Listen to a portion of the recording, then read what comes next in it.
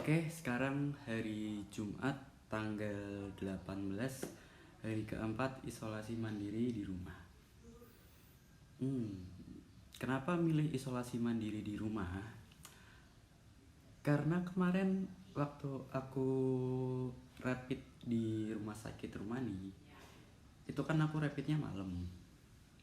Tahu nggak, di sana tuh UGD-nya udah kayak pasar. Rame banget, penuh sampai kekurangan bed. Jadi ini ada sedikit cerita nih ya. Temanku yang cerita, dia dokter di sana. Jadi misal ada beberapa pasien uh, positif COVID masuk di sana, sementara bednya tinggal satu, sedangkan pasien yang masuk secara samaan ada 4. Terus si dokter itu milih ternyata yang kondisinya paling bagus yang mana, jadi yang dikasih bed yang itu. Terus yang lain solusinya gimana, gak tahu. Gitu. Jadi kenapa aku masih milih isolasi mandiri di rumah, di samping di rumah sakit juga rame, penuh ruangannya. Lagian kalau yang mau isolasi di rumah sakit tuh pasien dengan kondisi-kondisi tertentu, soalnya nggak sembarangan pasien. Kalau sekiranya kok kondisinya masih baik, itu isolasi mandiri di rumah bisa kok. Terus apa sih tujuan dari isolasi? Nih, aku sambil baca tadi ya. Isolasi itu bertujuan untuk memutus rantai penularan. Idealnya isolasi mandiri itu dilakuin sama orang yang nggak beresiko tinggi sih. Aku nggak tahu resikoku tinggi apa enggak. Terus kalau misalnya rumah yang apa ya, yang memadai syarat-syarat apa bisa isolasi mandiri di rumah tuh kayak gimana? Nih, idealnya kamar tidur harus digunakan yang terpisah. Bila terpaksa tetap tidur satu kamar, kalau bisa kasurnya beda. Jadi entah satu yang di atas, satunya di bawah, atau beda kasur. Pokoknya jangan sampai satu kasur. Kalau aku ini kebetulan aku isolasi mandiri di rumah sendirian, aku di rumah ini. Jadi untuk mencegah penularan ke orang lain sih, biar nggak nyebar aja. Tuh, kalaupun emang nggak ada rumah yang pisah sama anggota keluarga yang lain, masih bisa kok.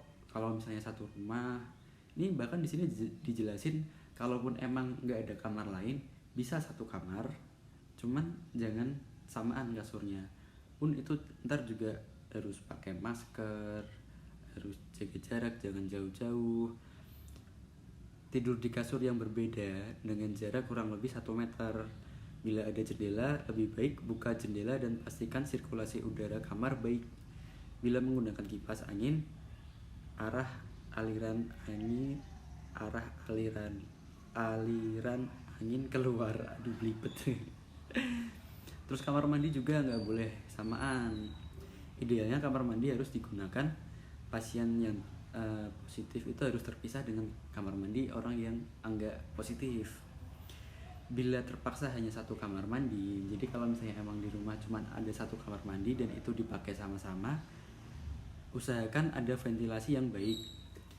Jendela atau pintu selalu terbuka. Kan kadang ada yang habis pakai kamar mandi terus tutup lagi gitu. Terus memberi jeda waktu penggunaan 30 menit sampai 1 jam. Kayak gitu sih. Terus harus rajin-rajin dibersihin. Terus kalaupun emang si pasien yang positif itu mau beraktivitas di luar kamar, nih di sini dijelasin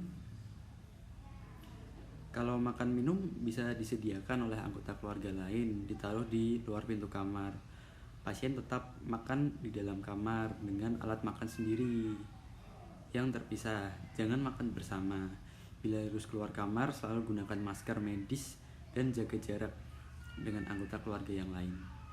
Dan hindari kontak langsung, kontak dekat, atau kontak fisik dengan anggota keluarga yang lain. Jadi kalau mau keluar kamar, kalau bisa maskernya double. Terus bagaimana bila pasien kondisi tidak bisa mandiri atau lansia atau gejalanya berat? Ini batasi satu orang anggota keluarga saja yang berinteraksi untuk merawat pasien. Jadi cuma satu anggota keluarga aja. Terus selalu cuci tangan setiap setelah kontak, kalau perlu mandi, selalu gunakan masker medis. Itu orang yang sama juga mengurusi sampah medis. Jadi biar nggak banyak yang ketularan, nggak. Jadi biar satu orang itu terus, jangan ganti-gantian orang lain. Kalau pasiennya ibu hamil atau anak kecil gitu ya. Bagaimana pasien adalah ibu hamil atau ibu menyusui? Bila gejala ringan, lakukan isolasi mandiri seperti ketentuan di slide di yang tadi aku ceritain sih. Ibu menyusui boleh tetap menyusui bayinya secara langsung dengan protokol kesehatan ketat. Bila gejala sedang berat, sama dengan yang tadi aku bilang, ibu tetap boleh menyusui bayinya secara langsung dengan protokol kesehatan bila memungkinkan. Jadi kalau nggak memungkinkan ya mending jangan sih, mending serahkan bayinya ke perawat, terus ntar kan diberi ASI perah gitu. Kalau pasiennya bayi atau anak-anak nih, bila bayi atau anak-anak masih ASI eksklusif, tetap berikan ASI. Salah satu dari orang tua harus menemani. Isolasi dan aktivitas harus sehari-hari tetap terpusat di satu kamar. Ajari anak protokol kesehatan. Pastikan anak mendapatkan nutrisi yang baik. Berikan pengertian jaga jarak. Terus sama selalu dimonitor, dipantau. Itu. Terus yang harus diperhatikan selama pasien isolasi mandiri nih, termasuk aku nih. 1. Makan makanan yang bergizi. Kalau perlu sih makan makanan yang enak-enak juga sih, biar bawaannya doyan makan gitu. Terus yang kedua, cukup tidur, jangan begadang. Terus yang ketiga, ngelakuin kegiatan yang gak bikin stres lah. Ngapain kayak gitu. Ini makanya aku lagi sering-sering bikin videonya nih biar gak gabut. Terus tetap di dalam kamar, jika terpaksa keluar selalu gunakan masker medis dan taati protokol kesehatan sih. Kemarin juga teman ada yang nyaranin kalau misalnya emang bosen, bisa kok kamu mending mandi terus dandan rapi, terus pakai masker, jalan-jalan di kota, naik mobil, tapi di mobil aja, jangan keluar-keluar gitu katanya temanku. Cuman aku enggak, ntar daripada mesti menjemur mobil lagi. Soalnya kemarin aku kan periksa pakai mobil, terus mobilnya kan harus dijemur dulu habis aku pakai. Terus ventilasi udara juga harus bagus sih. Ini kebetulan rumah banyak jendelanya, asik. Jadi sirkulasi udara lancar. Nih, terus lakukan monitor saturasi oksigen, tensi, itu yang kemarin aku bilang. Jadi aku selalu cek suhu sama cek kadar oksigen, terus aku laporin ke temanku yang kerja di rumah sakit gitu buat dipantau. Jangan memutuskan diri sendiri kapan selesai isolasi mandiri, mending konsultasi ke dokter. Kemarin kalau kata temanku sih paling nggak 2 minggu katanya. Kalau udah 2 minggu disuruh swab lagi atau PCR gitu. Yang harus diperhatikan keluarga selama pasien isolasi mandiri ini. Buat keluarga, kalau ada anggota keluarganya yang isolasi mandiri, kalian tuh harus memastikan kebutuhan pokok. Jadi kayak makanan jangan telat. Terus kalau bisa dikasih makanan yang enak-enak gitu. Semua anggota keluarga selalu menerapkan protokol kesehatan juga. Ini harus jaga jarak, hindari kontak fisik, kecuali salah satu anggota keluarga yang memang harus merawat pasien. Itu sama selalu memonitor kondisi pasien, terutama perburukan gejala. Kalau misalnya kayak contohnya amit-amitnya kadar oksigen di tubuhnya menurun, itu barulah mulai cari rumah sakit. Karena bila rumah sakit penuh, paling enggak masih ada waktu konsultasi ke dokter untuk tindakan-tindakan darurat yang bisa dilakukan sambil menunggu tersedianya tempat di RS.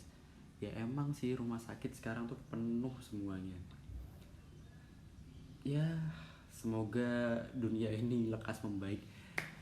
Ternyata ini ada varian baru loh di dunia percovidan, nggak tahu kenapa. Ini juga temanku banyak banget yang kena, ternyata yang isolasi mandiri juga banyak. Ternyata kalau nggak salah, setahu aku ya, ada varian baru ini itu emang nyebarnya cepet sih, dan semoga ngilangnya juga cepet, amin. Udah gitu dulu. Semoga aku lekas sembuh. Dadah.